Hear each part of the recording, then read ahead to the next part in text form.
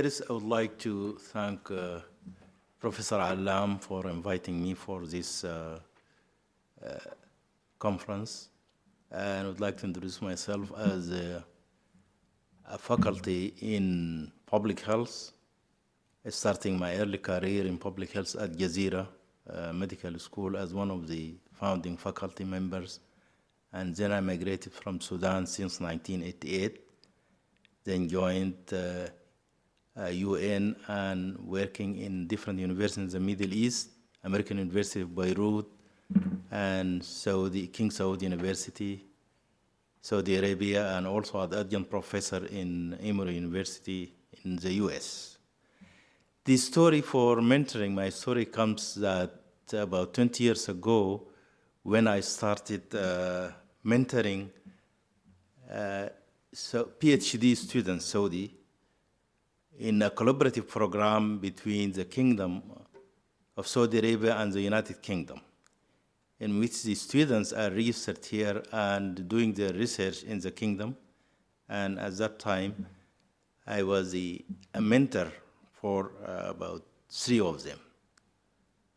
Also, there is really a great need for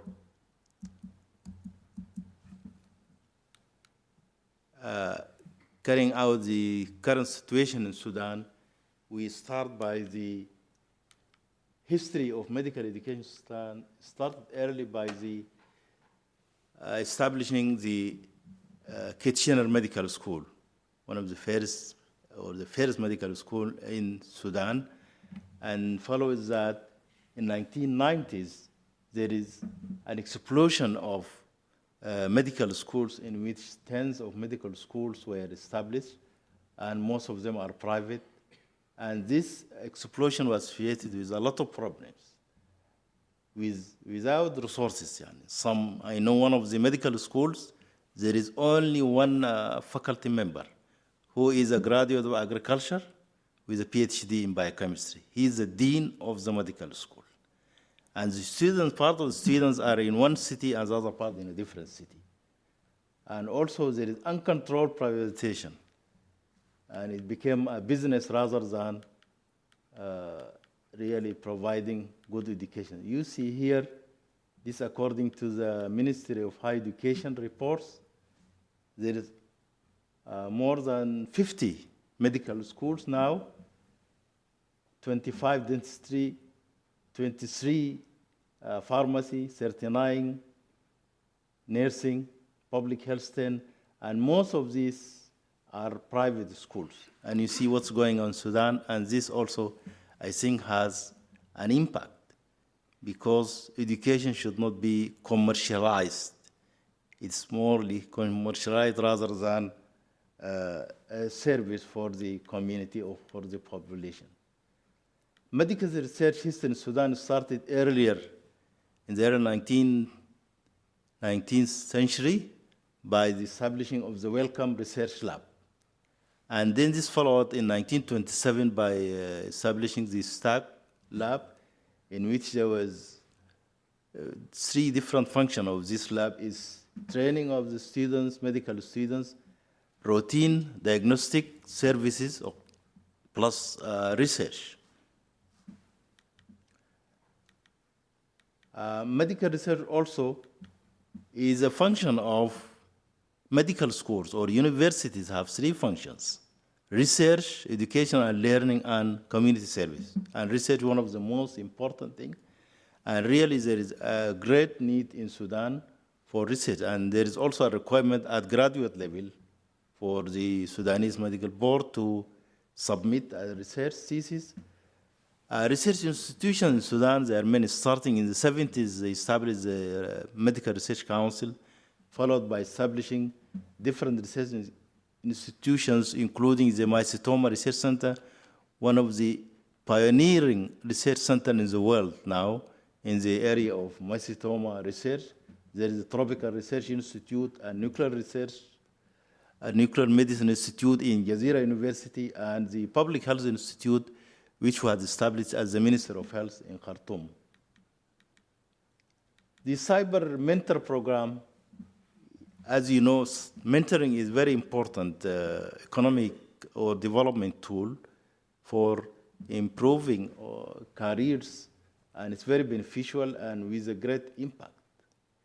This initiative, I set it about a year ago with the group that to help Sudan through its diaspora, scientists and experts throughout the world, so that to carry out research, mentoring health sciences students. And the program is a 2-year program in which there's a collaboration between the mentor and mentee through learning technologies using social media, WIMBARs, so that it can facilitate professional development in Sudan. So this program matches the mentor with the mentee in the field of health research. Upon completion of the project, almost always, which is it's very helpful for career development of individuals, it is university accepted, the mentoring program, and now there is a global health mentoring research program. So to be successful, also the mentee has a role that it's establish its clear goals, and also seeking, finding out mentors, and so that to carefully choose a mentor and a research topic. What's the main program objective is to develop a well-matched mentor-to-mentee relationship, and also improve the knowledge and skills with the self-efficacy, so that it increases the competency in research for this mentee. The scope that is limited to mentoring the health, medical and health sciences students, and the mentors are the Sudanese diaspora experts or scientists all over the world, and also other international scientists. This was which I am working on now in the US with some colleagues. And also, the mentee will be recruited through the Sudanese higher education institutes. And the mentee include different categories, either undergraduate medical students, graduate medical students like MPH, MSc, and PhD, plus postdoctoral or young faculty members who hadn't even published any work, so the mentor program will help them in publication. And this will start by a 2-year pilot program, including 3 components: mentor and a mentee, training and support, and there is a platform also that's needed to be established. So mentoring is the foundation of this program. The mentors usually should participate in a meeting, kick-off meeting first, and then communicate regularly with the mentee, respond to the mentee discussion or any request, and help the mentee submit an abstract for publication, and provide a summary on the progress of the mentee and evaluation of the mentee.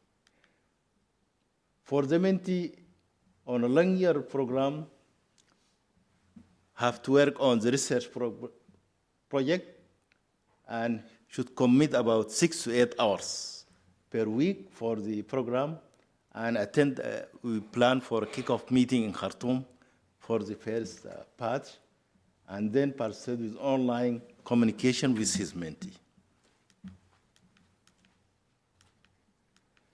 The deliverers will be presenting their experience in a workshop and submitting a manuscript for publication. What will be the impact? The mentorship program will introduce high level of health-related research. The quality of research will be improved. The quantity of research will be improved, and the research profile of Sudanese researchers will be also improved. So what we need to do is to start with collaboration with higher education institutes, establish a platform for implementation of program, looking for funds and resources and recruit mentors and mentees. Thank you.